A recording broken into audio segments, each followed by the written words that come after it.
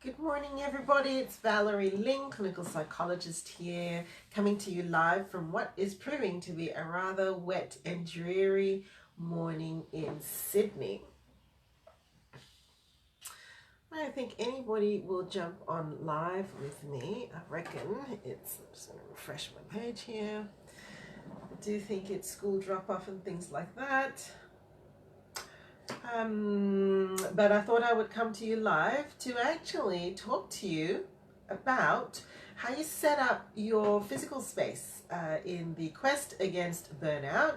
We can think a lot about our psychological and personal issues and the interpersonal factors that resource and support us, and maybe not spend enough time thinking actually about our work environment. It is a very important part of burnout prevention is to actually think about work resources. I'm certainly putting my mind to that at the moment as I begin a bit of a speaking circuit.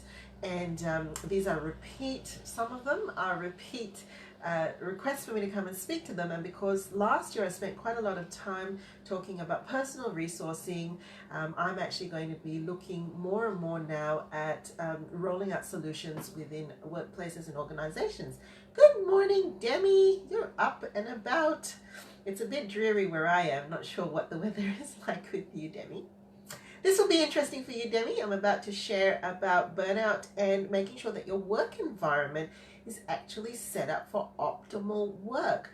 I was very impressed when I heard of one organization who actually hired in a consultant to review all the ergonomics of their workers' environment. And when I heard that, I thought this is actually wonderful for burnout prevention for a few reasons.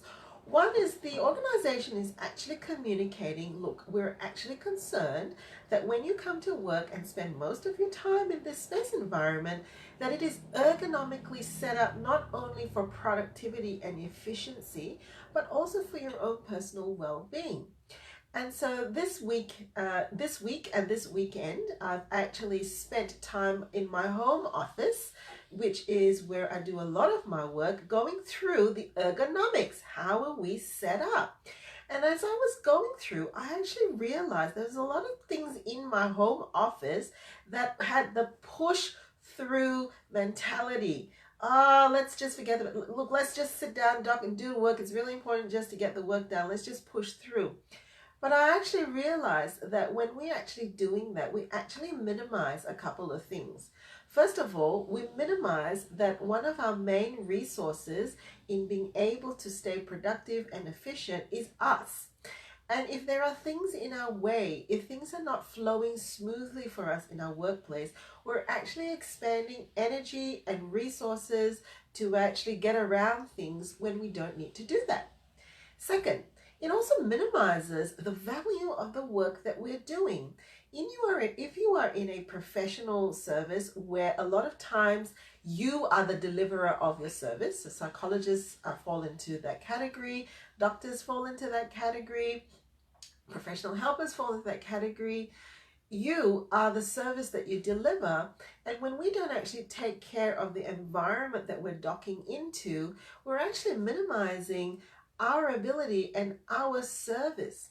Number three, I think, this is a bit provocative, I think it also minimizes that we aren't spending enough time thinking about how to set things up so that we deliver a quality service to the people around us. Our physical environment, let's start there. Have a look at the place that you're working in. Good morning, Kim. What's the weather like where you are? It's a bit dreary where we are. I'm just talking about the physical environment when you're setting up your workspace for burnout. Making sure that you only need to do something once, for example. Making sure that the implements and the appliances that you need to do an effective work is within your reach. This weekend, I actually redesigned my whole office space to facilitate productivity and maximal focus in my work as I start.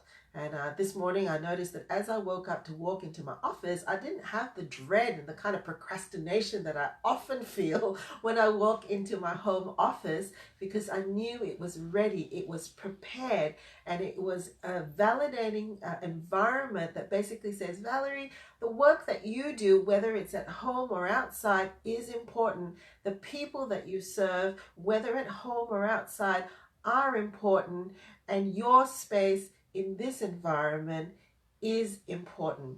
So just leave you with that thought and let me know, what is the one thing you could do with your work environment, whether it's ergonomics or just reorganizing the way that it's set up, the one thing that you could change today that would help you to be more productive and efficient.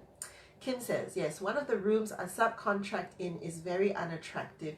Do you have one tip for subcontractors to make the room they are going into more inviting and productive?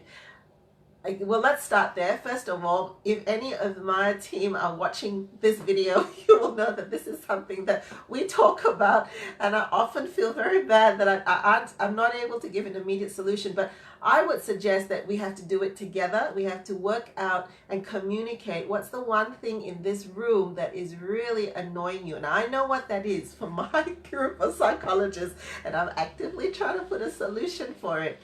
One of the other things is probably I would invite subcontractors to bring something with them. When I used to be in a service office, when I first started out, I'd have a little box of little homely things and productivity things that would instantly set up my space for me, a traveling mobile office kit, if you like. During winter it had a throw, and of course making sure that all of my IT was light and portable and optimized to function in that sort of mobile way. Kim says, my home office is in the middle of my house and it is a horrible setup, but I don't have a spare room. This is a very common one for the sort of clients that I work with who often don't have a choice in their housing. I guess one of the things that I would say again is to have a space in your home, if it is in the open part of the house. It really depends on your style. Some people are a little bit more structured and planned in the way that they need their office. I am one of those people, but I would suggest and recommend that you again have one of those mobile traveling setups for your office, and then pack it all back into a particular space ready for you the next day. For a long time I had to work outside in the dining hall, and that really wasn't working for me, and I was finding myself getting really stressed, really annoyed and frustrated. And through a matter of problem solving, we actually found a corner in the house that was better than the dining space. Just a corner in the house, and we bought a couple of inexpensive things from IKEA to make that corner something that was just a bit closeted for me, so that when I went in I was 100% focused, there was no distractions, and I could leave that space. So that's just a couple of tips I probably would like to pass on to you. But thanks very much for commenting, and hope you will have a lovely day, even though it's a bit dreary where I am. Hopefully it's not so where you are. See you later, Demi. See you later, Kim.